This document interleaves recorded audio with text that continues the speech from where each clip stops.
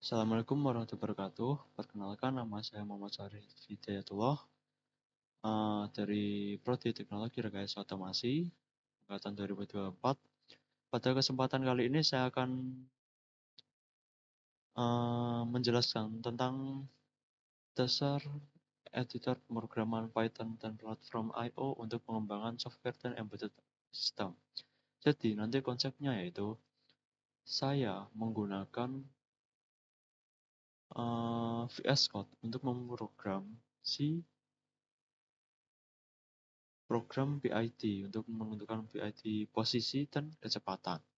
Nah, pada kesempatan kali ini saya akan menjelaskan tentang dari awal-awal saja. Habis itu saya juga akan menjelaskan seperti penjelasan umumnya, dasar-dasarnya. Setelah itu saya juga akan menampilkan demonya untuk rekan semuanya. Oke, next. Baik. Sebelum kita masuk ke teknis pemrograman dan praktikum, pada bagian ini saya akan menjelaskan dulu tools dan konsep dasar yang akan kita gunakan. Jadi, dalam dunia pemrograman, khususnya untuk software dan embedded system, kita tidak bisa hanya berfokus ke kodenya saja, tapi juga harus paham alat bantu yang digunakan. Di materi ini, kita akan membahas 3 hal utama. Yang pertama adalah editor pemrograman, seperti Visual Studio Code, Cursor, dan Windsurf. Yang kedua adalah bahasa pemrograman Python, mulai dari pengertian singkat sampai proses instalasi Python versi 3.10.11. Dan yang terakhir adalah extension Python dan platform I/O, termasuk fungsi dan kegunaan platform I/O dalam pengembangan embedded system. Tujuannya yaitu supaya sebelum masuk ke praktikum, kita sudah punya gambaran besar tentang ekosistem tools yang digunakan. Selanjutnya yaitu editor pemrograman. Oke, kita mulai dari yang paling dasar, yaitu editor pemrograman. Editor pemrograman adalah aplikasi yang digunakan untuk menulis dan mengedit kode program.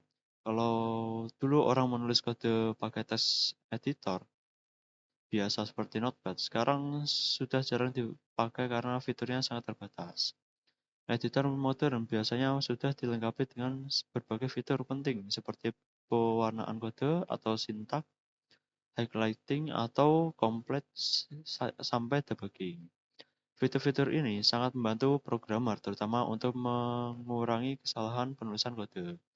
Beberapa editor yang populer dan sering digunakan saat ini adalah Visual Studio Code, Cursor, dan Windsurf. Masing-masing editor ini punya kelebihan dan fokus penggunaan yang sedikit berbeda. Selanjutnya yaitu Visual Studio Code atau VS Code yang orang sebut bilang. Sekarang kita bahas Visual Studio Code atau sering yang disebut VS Code. VS Code adalah editor kode yang dikembangkan oleh Microsoft dan bersifat gratis. Editor ini sangat populer karena ringan, cepat, dan bisa digunakan untuk hampir semua bahasa pemrograman. Keunggulan utama VS Code adalah sistem extension-nya. Dengan extension, VS Code bisa diubah menjadi IDE Python, IDE Arduino, IDE C++, atau CPP. Bahkan IDE untuk web development. Di dunia akademik dan industri, VS Code sangat sering digunakan karena mudah dipelajari oleh pemula, singkat, sangat fleksibel, komunikasinya besar. Karena itu, banyak praktikum dan proyek VS Code dijadikan editor utama. Selanjutnya yaitu Cursor. Kita bahas editor yang relatif lebih baru, yaitu Cursor. Cursor sebenarnya berbasis VS Code, tapi memiliki tambahan fitur utama berupa AI asisten. Dengan AI ini, Cursor bisa membantu menulis kode, menjalankan kode, bahkan membantu mencari kesalahan logika. Misalnya, saat kita bingung membaca kode yang panjang, Kita bisa meminta kursor untuk menjelaskan potongan kode tersebut, atau saat menulis program baru, kursor bisa memberikan saran untuk struktur kode.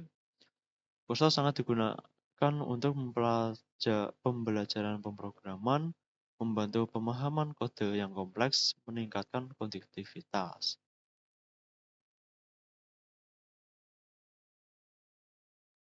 Namun, tetap perlu dipahami bahwa AI hanya sebagai alat bantu, bukan pengganti pemahaman konsep dasar. Itu yang paling utama. Selanjutnya yaitu Windsurf. Selain kursor, ada juga editor bernama Windsurf. Windsurf juga merupakan editor modern yang mengintegrasikan kecerdasan buatan untuk membantu proses pengembangan perangkat lunak. Fokus utama Windsurf adalah meningkatkan produktivitas developer dengan antarmuka yang bersih dan fitur AI yang terintegrasi. Editor seperti Windsurf biasanya digunakan oleh developer yang ingin bekerja lebih cepat, mengurangi penulisan kode berulang, mendapatkan insight dari AI saat coding. Intinya, Windsurf, Cursor, dan VS Code sama-sama editor, tetapi dengan pendekatan dan fitur keunggulan yang berbeda. Selanjutnya yaitu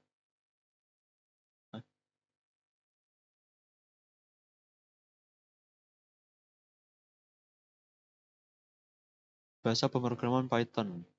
Sekarang kita masuk ke bahasa pemrograman Python.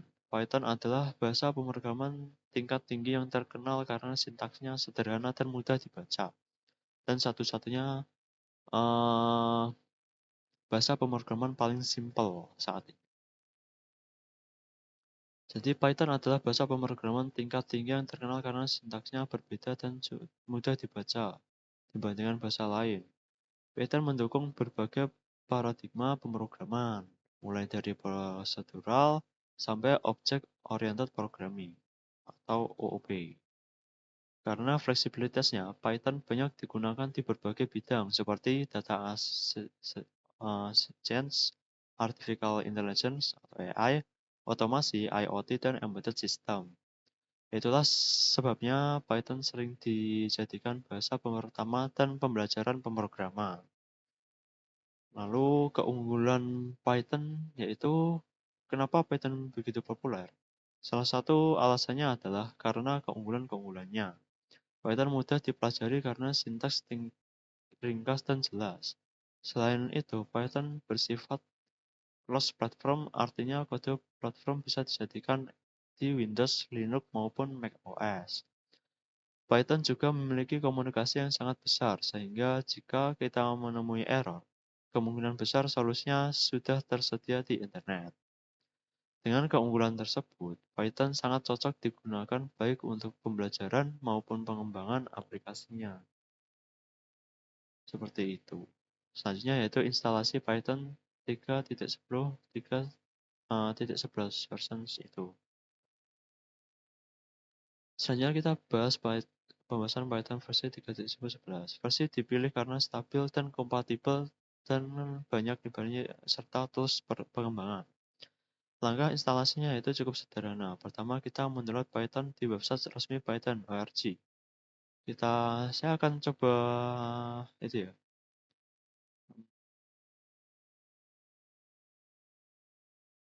Coba demokan ya.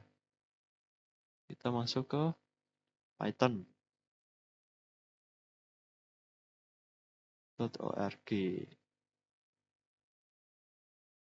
Nah, tampilannya kan seperti ini. Kita masuk ke menu download. Ke menu download.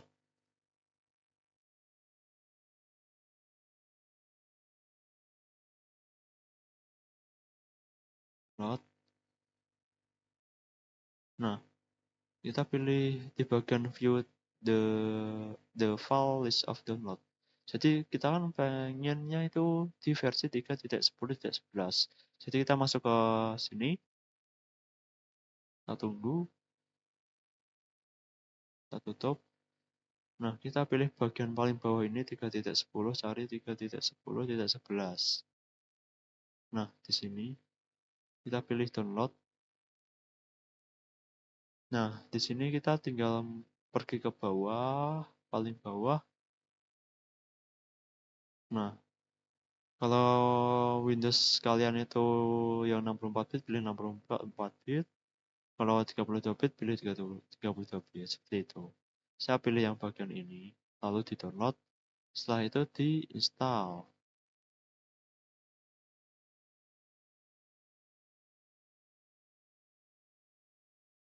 Di-install, lalu masuk sini.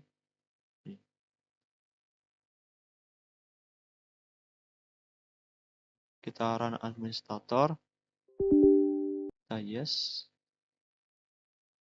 Nah, seperti itu. Tinggal mengikuti langkah-langkahnya seperti yang saat ini saya akan jelaskan.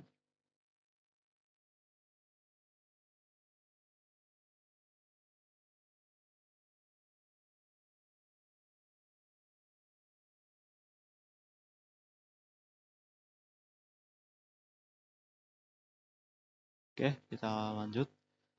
Langkah instalasinya cukup sederhana, yaitu pertama kita download Python-nya. Setelah itu, hal yang paling penting saat instalasi adalah mencentang opsi add Python to path. Jika opsi ini tidak dicentang, ingat-ingat ya, add Python to path. Jika tidak dicentang, Python tidak diakses oleh dari command prompt atau CMD terminal. Setelah instalasi selesai, kita bisa mengecek apakah Python sudah terpasang dengan mengetik Python strip version. Tahu seperti ini, saya akan jelaskan. Jadi, untuk mengecek yaitu tinggal Python spasi uh, strip version.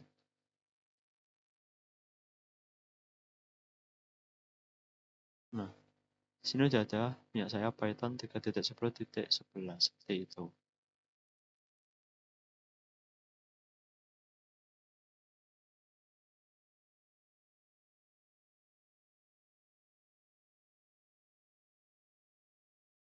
Oke, lanjut ke extension Python di VS Code. Setelah Python terinstall, langkah berikutnya adalah memasang extension Python di VS Code. Extension Python ini membuat VS Code mampu menjalankan program Python, melakukan debugging, memberikan autocomplete, menampilkan error dan peringatan kode. Tanpa extension ini, VS Code hanyalah editor teks biasa. Dengan extension Python, VS Code berubah menjadi IDE Python yang lengkap. Selanjutnya yaitu platform I/O. Sekarang kita masuk ke platform I/O. Platform I/O adalah platform pengembangan yang sangat populer untuk embedded system dan IoT. Platform I/O mendukung sebagai board microcontroller seperti Arduino, ESP32, ESP8266 atau MCU, dan STM32.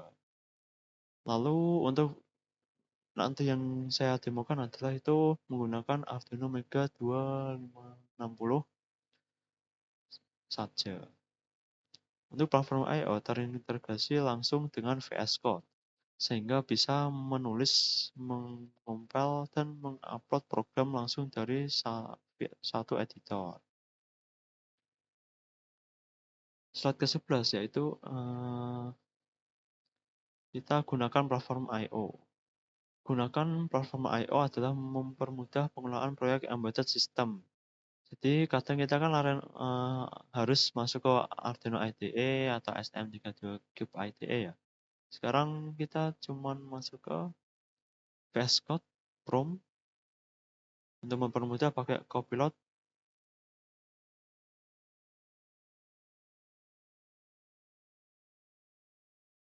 Lalu tinggal kita prompt. Jadi platform I/O itu menyediakan manajemen library otomatis, sistem build yang rapi, dukungan banyak port dalam satu environment. Lalu fitur debugging hardware. Dibanding Arduino IDE klasik, platform I/O jauh lebih terstruktur dan profesional, terutama untuk proyek besar skala besar. Selanjutnya yaitu peran Python dan platform I/O. Python dan platform I/O sering digunakan bersama meskipun fungsinya berbeda. Python biasanya digunakan untuk otomasi, pengolahan data, komunikasi antara perangkat. Sedangkan platform I/O digunakan untuk pemrograman microcontroller, pengembangan embedded system, yang nantinya kombinasi keduanya sangat umum digunakan dalam proyek robotik dan IoT. Selanjutnya itu kesimpulan. Jadi, sebagai kesimpulan, editor modern seperti VS Code, Cursor, Windsurf sangat membantu dalam proses pemrograman. Python adalah bahasa pemrograman yang mudah dipelajari, fleksibel, dan sangat luas penggunaannya. Extension Python dan platform I/O membuat proses pengembangan software dan embedded system menjadi lebih efisien, rapi, dan profesional. Dengan memahami tools ini, kita setidaknya memiliki fondasi yang kuat lah sebelum masuk ke praktikum dan proyek lanjutnya. Disclaimer dulu, untuk membuat saya di program PID ini, itu saya cuma menggunakan VS Code yang paling utama itu, yang kedua yaitu extension coderan, lalu sama Python, lalu platform I/O.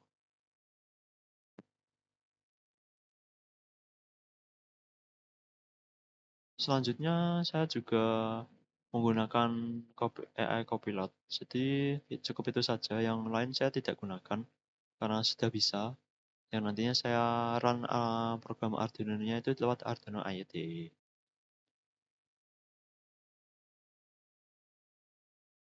Oke. Selanjutnya itu saya akan menjelaskan di bagian programnya. Oh iya, sebelumnya saya akan menjelaskan itu ya. Sebentar.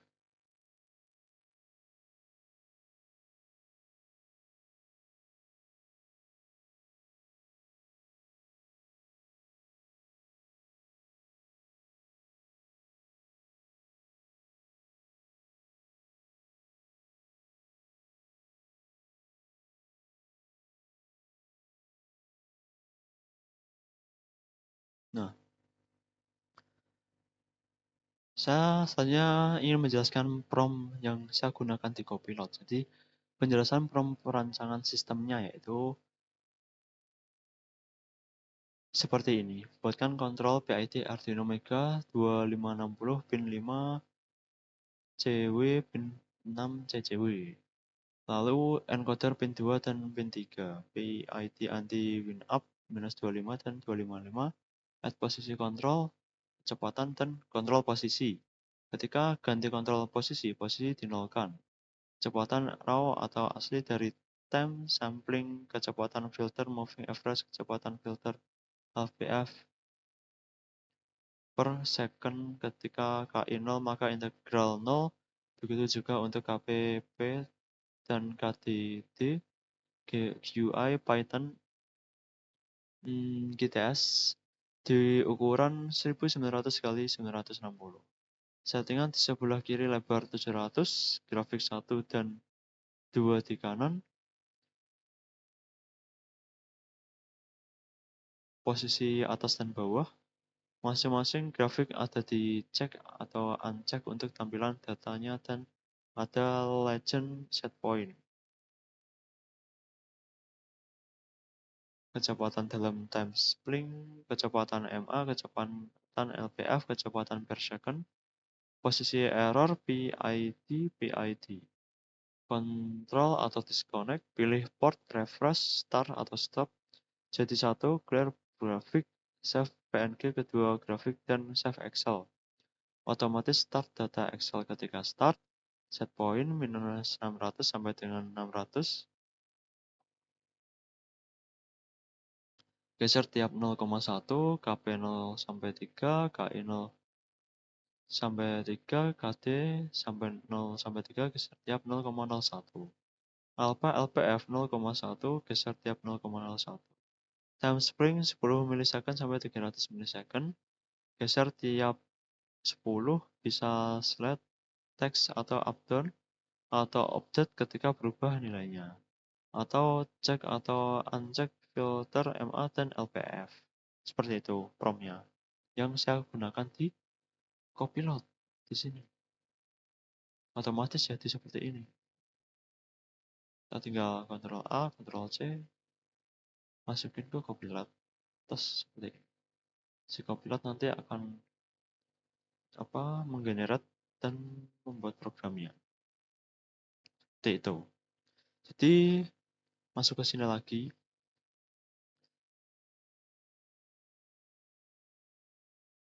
Jadi Perm ini bisa dianggap sebagai blueprint sistem karena semua fungsi di Arduino dan GUI Python dibuat berdasarkan spesifikasi ini. Jadi konsep hardware. Pertama dari si hardware, saya menggunakan Arduino Mega 2560 sebagai pengendali utama. Motor DC dikontrol menggunakan 2 pin. Jadi konsep PROM-nya itu seperti itu. Pin 5 untuk putaran CW clockwise. Pin 6 untuk putaran CCW counterclockwise. Artinya adalah arah putaran motor ditentukan dari pin PWM mana yang aktif. Kalau pin 5 aktif, motor berputar ke kanan. Kalau pin 6 aktif, motor berputar ke kiri. Untuk feedback, saya menggunakan encoder incremental dengan pin 2 sebagai encoder A, pin 3 sebagai encoder B. Kedua pin ini dipakai interrupt agar pembacaan pulse encoder tetap akurat walaupun program sedang melakukan proses lain. Lalu untuk konsep kontrol PID-nya, yaitu sistem ini mendukung dua mode kontrol utama, yaitu kontrol kecepatan, kontrol posisi. Pada kontrol kecepatan, set point yang diberikan adalah nilai kecepatan motor, sedangkan pada kontrol posisi, set point adalah jumlah pulse encoder atau posisi target motor. Ketika mode kontrol diganti ke posisi, maka posisi motor akan direset ke 0. Integral PID juga direset. Tujuannya yaitu supaya sistem tidak membawa error lama ke mode baru. Selanjutnya itu anti-win-up. Ya, anti-win-up. Untuk bagian PID, saya menerapkan anti-win-up pada integral dengan batas minimum 255, maksimum 255. Ini sangat penting karena kalau integral dibiarkan terus bertambah, saat motor jenuh, sistem akan menjadi lambat kembali ke set point, overshoot besar, tidak stabil. Dengan anti-win-up, integral tetap terkendali dan sistem jadi lebih aman. Data lanjutnya yaitu data kecepatan dan filtering. Dalam sistem ini, kecepatan motor ditampilkan dalam berupa bentuk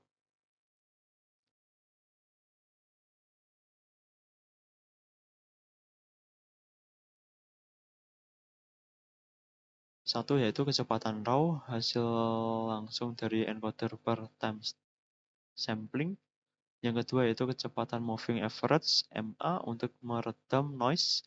Yang ketiga yaitu kecepatan low pass filter, LPF, filter eksponensial berbasis alpha. Yang keempat yaitu kecepatan per second, konversi ke satuan pulse per detik.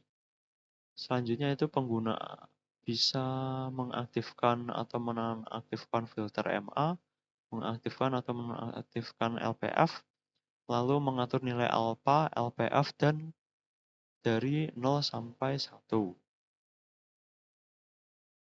Selanjutnya itu prinsip komponen PID. Sistem ini juga menerapkan prinsip penting, yaitu jika KP sama dengan 0, maka nilai P sama dengan 0. Jika KI sama dengan 0, maka I sama dengan 0. Jika KT sama dengan 0, maka nilai T sama dengan 0. Begitu tujuannya, yaitu dengan begitu kita bisa menguji kontrol P saja, menguji PI, menguji PD, atau PID. Ini sangat membantu untuk analisis karakteristik sistem. Selanjutnya yaitu spesifikasi GUI Python.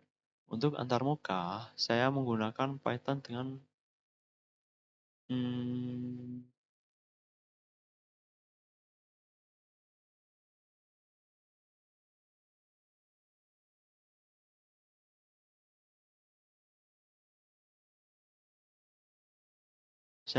Python dengan PyGT5.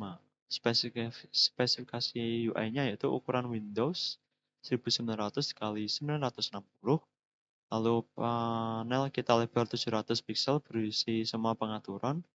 Panel kanan berisi dua grafik atas kecepatan, grafik bawah error, dan komponen PID. Setiap grafik memiliki checkbox show atau hide data, penyajian otomatis, zoom reset, dan pengaturan sumbu Z. Lalu fitur tambahan yaitu connect atau disconnect serial, reverse port, start dan stop jadi satu tombol, clear grafik, save grafik ke PNG, save data ke Excel otomatis saat start, slide spin box, dan input teks saling sinkron, semua parameter update real time. Seperti itu untuk penjelasan promnya. Lalu selanjutnya yaitu penjelasan program saya dari program Arduino-nya. Di sini saya ini gunakan di sini.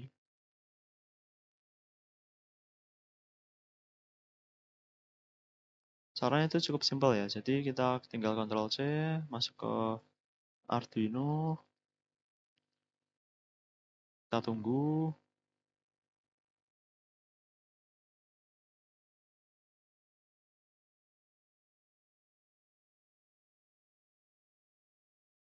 Nah, kita sudah masuk Arduino.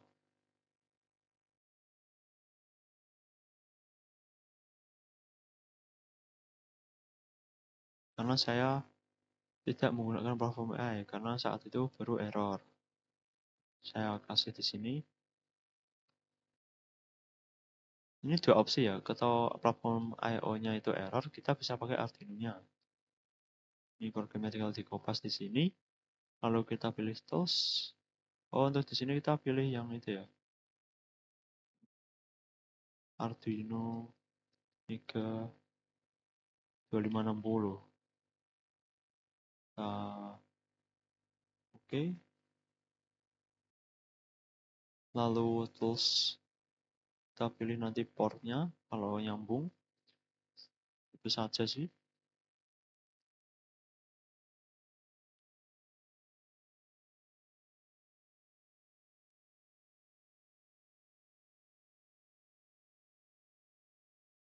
Jadi, pada penjelasan program Arduino ini, sekarang kita masuk ke bagian program Arduino Mega 2560, yang nantinya itu dia untuk mengontrol si motor driver untuk menggerakkan motor DC, lalu mengambil inputan dari encodernya, nilai encodernya. Jadi, saya akan menjelaskan alurnya secara bertahap. Jadi, inisialisasi dan konfigurasi pin. Diawali program kita mendefinisikan parameter PID, KP, KI, KD, pin motor, CW, CCW,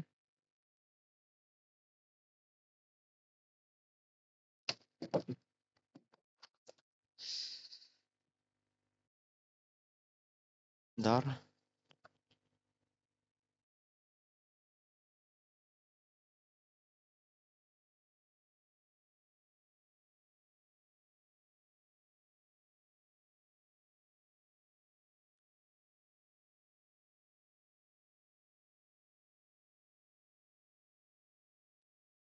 Selanjutnya itu encoder dipasang di interrupt kedua pin agar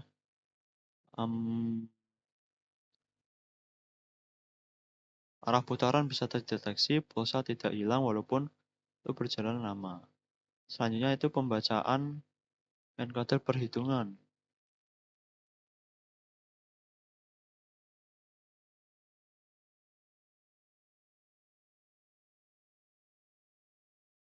Setiap loop encoder count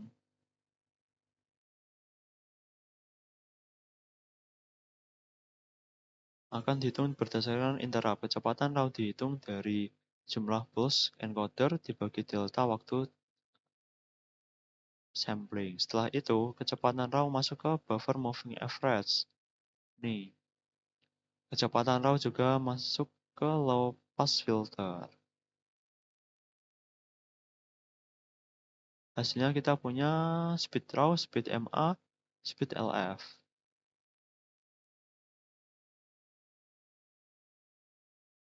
Nah, seperti ini. Lalu yaitu pemilihan mode kontrol. Program ini memiliki 3 mode yaitu Speed PID, Position PID, PWM Direct. Nah ini, kontrol mode seperti ini programnya. Selanjutnya itu perhitungan PID.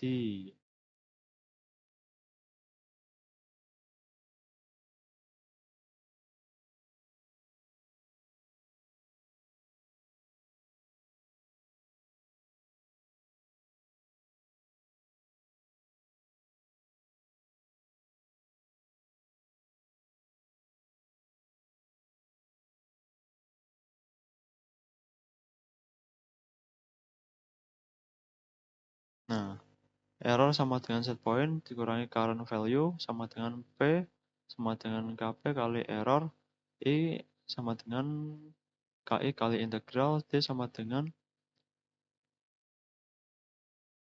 KD kali derivatif. Seperti itu. Integral dibatasi dari dengan anti win up output minus 255 sampai 255. Benar.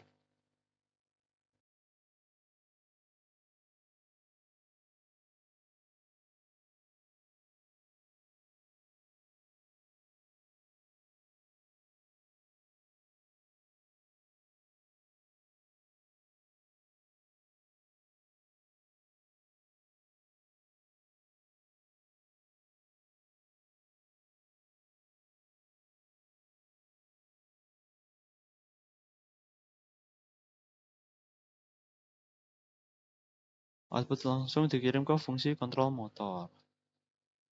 Nih, kontrol motor.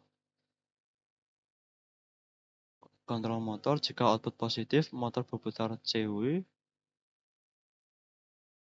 Jika output negatif, motor berputar CCW. Jika nol, motor berhenti. Semua output dikirim via PWM sehingga kontrol halus. Komunikasi serial. Arduino mengirimkan data dengan format terstruktur, yaitu set point, kecepatan raw, MA, LPF, pair, posisi, error, PID. Format ini dibuat agar mudah diparsing oleh Python GUI.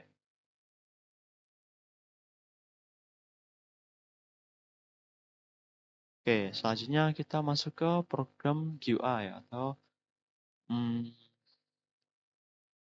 user interface-nya. Kita masuk ke VS Code lagi, GUI PID monitor. Selanjutnya itu kita masuk ke user interface Python. Arsitektur program GUI ini dibagi menjadi 2 bagian utama, yaitu thread komunikasi serial, main GUI application.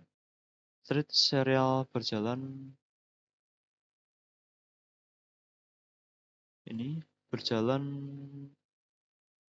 terpisah supaya GUI tetap responsif, data bisa diterima real time. Fungsi GUI ini berfungsi sebagai monitor real time,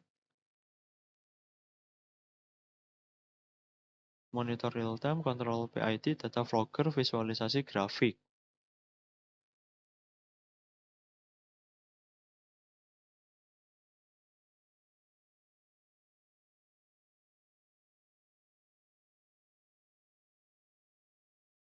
Grafik pertama menampilkan set point, speed raw, speed MA, speed LPF, speed per second.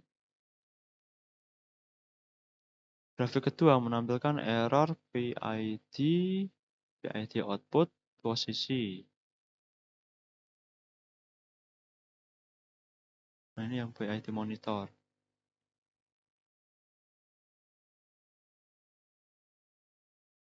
Grafik setiap data bisa diaktifkan atau dinonaktifkan lewat checkbox.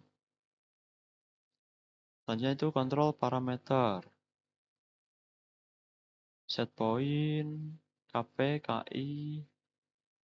Nah,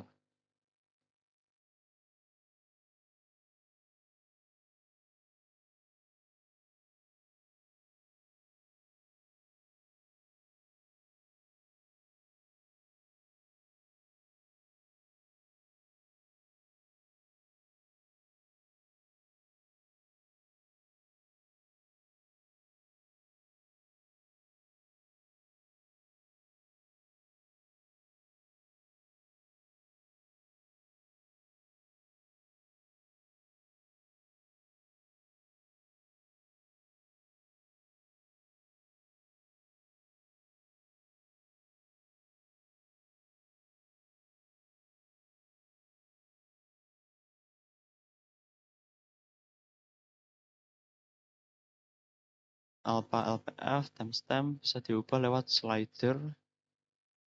Kita cari slider. Nah, di sini spin block, ya seperti itu. Input text dan semuanya auto update ke Arduino.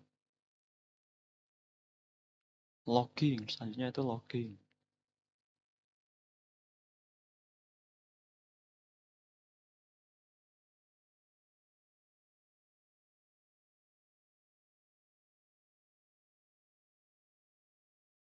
Nah ini logging. Logging data menyimpan data. Start tombol start ditekan, data otomatis direkam.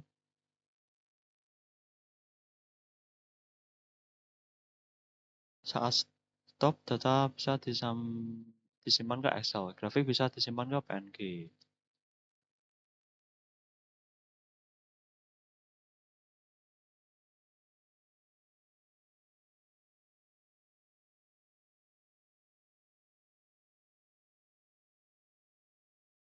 Seperti itu untuk programnya. Program pentingnya seluruhnya ya seperti ini, panjang banget karena programnya panjang. Saya itu penggunaan dan percobaan kontrol motor DC. Sekarang kita masuk ke bagian paling penting, yaitu pengujian sistem.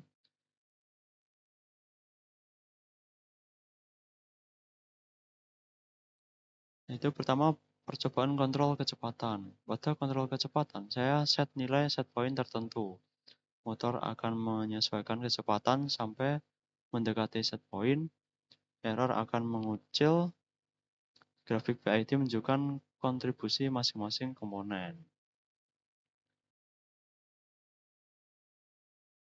Seperti ini.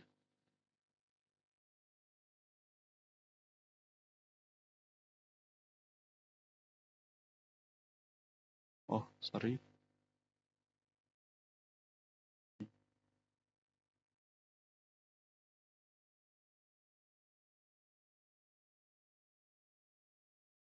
Nah, grafiknya itu seperti ini. Kalau yang percepatan.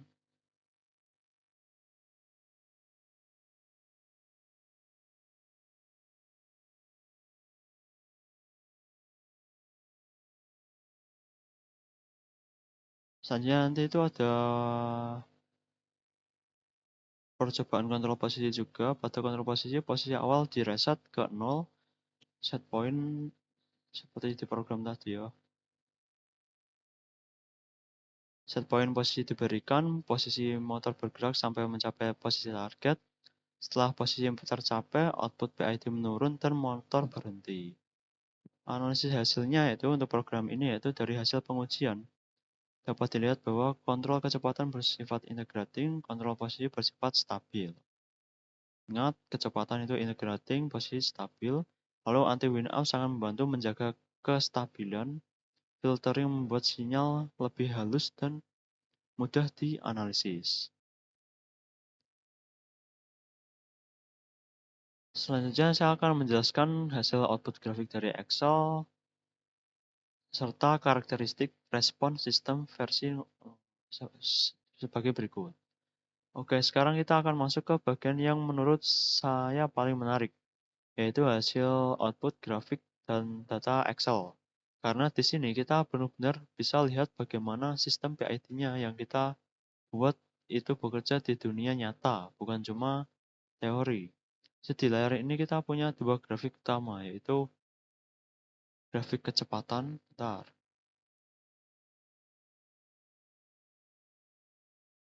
Ini seperti ini. UI-nya yang telah diprogram tadi, hasilnya kalau di-run seperti ini.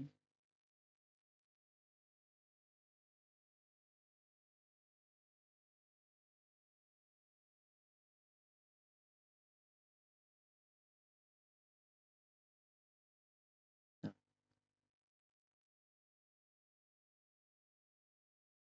jadi di layar ini kita punya dua grafik utama, yaitu grafik kecepatan motor dan grafik posisi motor.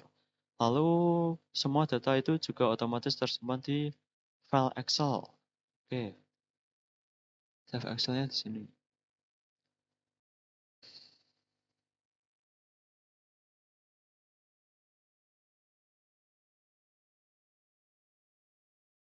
untuk dianalisis lebih lanjut.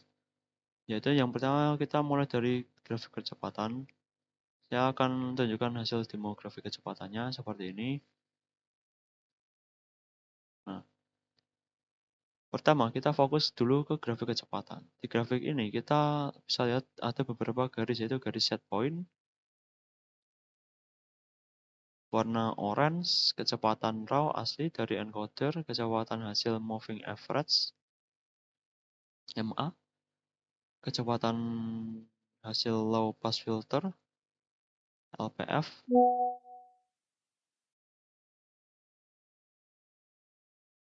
dan kecepatan per second.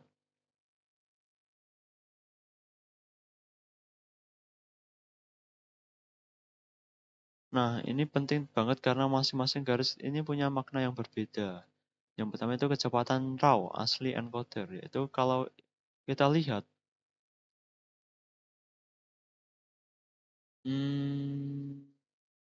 kelihatan banget kalau grafiknya itu kasar. Banyak naik turun, bahkan kadang kelihatan kayak berisik. Ini wajar banget karena encoder ini mengirim pulsa discrete. Ada noise mekanik dari motor, ada getaran, backlash, dan ketidaksempurnaan sistem mekanik. Jadi dunia nyata, encoder tidak pernah ngasih data yang benar-benar mulus. Kalau data ini langsung kita pakai buat PID, hasilnya motor bisa bergetar, osilasi, atau malah nggak stabil. Selanjutnya itu MA, Moving Average. Nah, makanya kita pakai moving average. Kalau kita perhatian garis MA ini, kalau jauh lebih halus, noise-nya berkurang drastis, pergerakan lebih enak dilihat. Tapi di sisi lain ada satu konsekuensi, responnya jadi agak telat. Karena data di rata-rata beberapa sampel ke belakang. Jadi di sini kita belajar satu hal yang penting, yaitu moving average itu bagus buat ngilangin noise, tapi mengorbankan sedikit kecepatan respon. Low pass filter atau LPF. Sekarang kita lihat low pass filter. Itu menurut saya filter yang paling seimbang.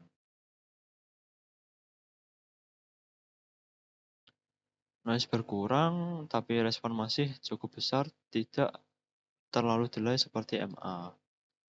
LPF ini kerjanya pakai parameter alpha. Kalau alpha besar respon cepat tapi agak noise.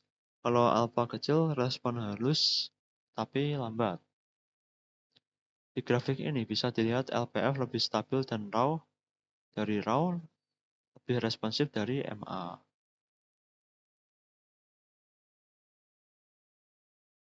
Makanya di sistem ini LPF dipakai sebagai feedback utama PID karena paling cocok buat kontrol motor DC secara real time.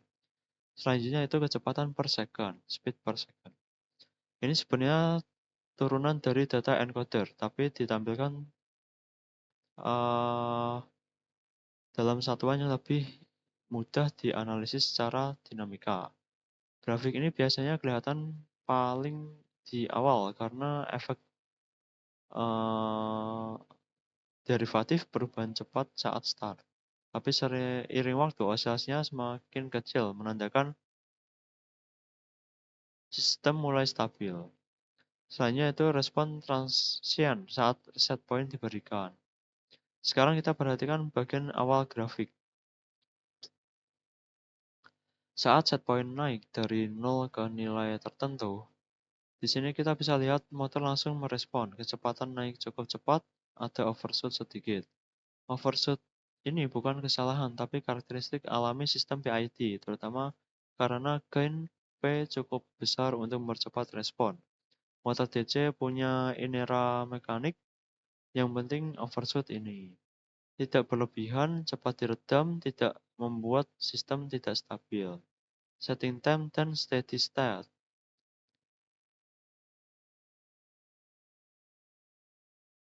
Setelah beberapa detik, grafik mulai mendatar, fluktuasi makin kecil, kecepatan mendekati set point. Ini menunjukkan sistem sudah masuk ke setting time, lalu ke kondisi steady state.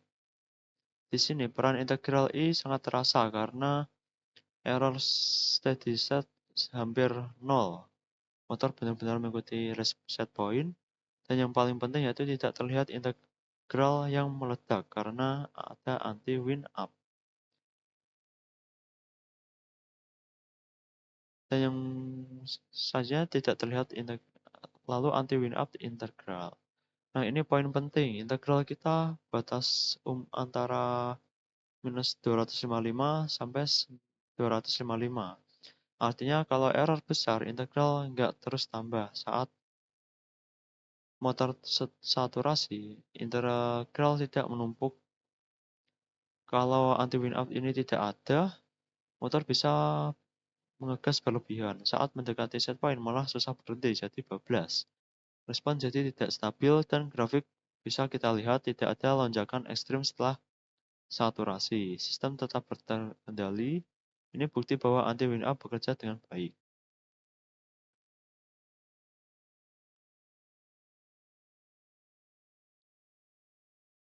Sekarang yaitu grafik posisi.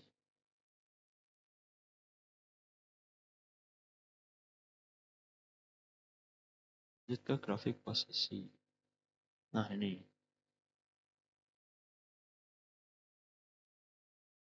Saat sistem masuk ke mode kontrol posisi, hal pertama yang dilakukan adalah posisi direset ke 0. Error dan integral direset. Ini penting supaya posisi punya referensi awal yang jelas. Tidak ada efek sisa dari mode sebelumnya. Respon posisi yaitu di grafik posisi. Motor bergerak menuju posisi target. Ada sedikit overshoot di awal, lalu posisi stabil di sekitar set point. Ibarat ini motor ya, ini motor. Kursor saya motor. Jadi ketika saya rubah ke set point, misal saya berputar ke 90 derajat, maka semisal dia sebelumnya dari 180 derajat, dia itu cari posisi yang tepat. Jadi dengan bergerak seperti ini, osilasinya, sampai dia nanti berhenti. Seperti itu. Makanya grafiknya seperti ini. Semakin kecil, semakin kecil, semakin kecil, terus berhenti. Lalu yang menarik yaitu osilasi dikontrol posisi lebih kecil. Sistem terlihat lebih tenang, ini karena sistem posisi itu stable system. Berbeda dengan kecepatan yang bersifat integrating system. Bandingan kecepatan vs posisi yaitu kalau kita bandingkan kontrol kecepatan itu lebih sensitif, kontrol posisi lebih stabil. Kecepatan lebih cepat responnya, tapi lebih rawan noise dan wind up. Posisi lebih lambat, tapi lebih akurat dan stabil. Makanya pendekatan kontrolnya memang harus beda. Dan, selanjutnya itu saya juga akan menjelaskan pada data Excel-nya. Ini sekarang kita bahas file Excel. Data Excel-nya sangat penting karena semua yang ada di grafik itu rekam angka pastinya. Bisa dianalisis ulang, bisa dipakai buat laporan atau tugas. Di Excel kita punya waktu, set point,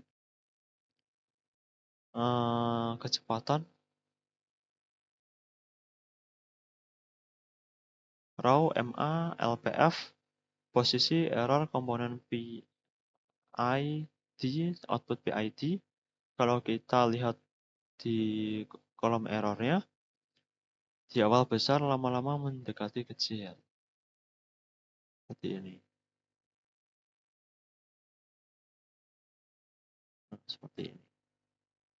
Dari yang besar, errornya semakin kecil, semakin kecil, semakin kecil.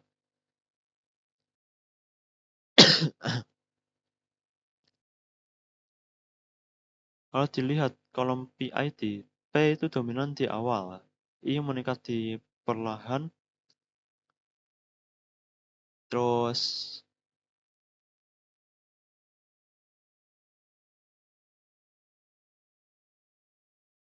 D besar di awal lalu mengecil.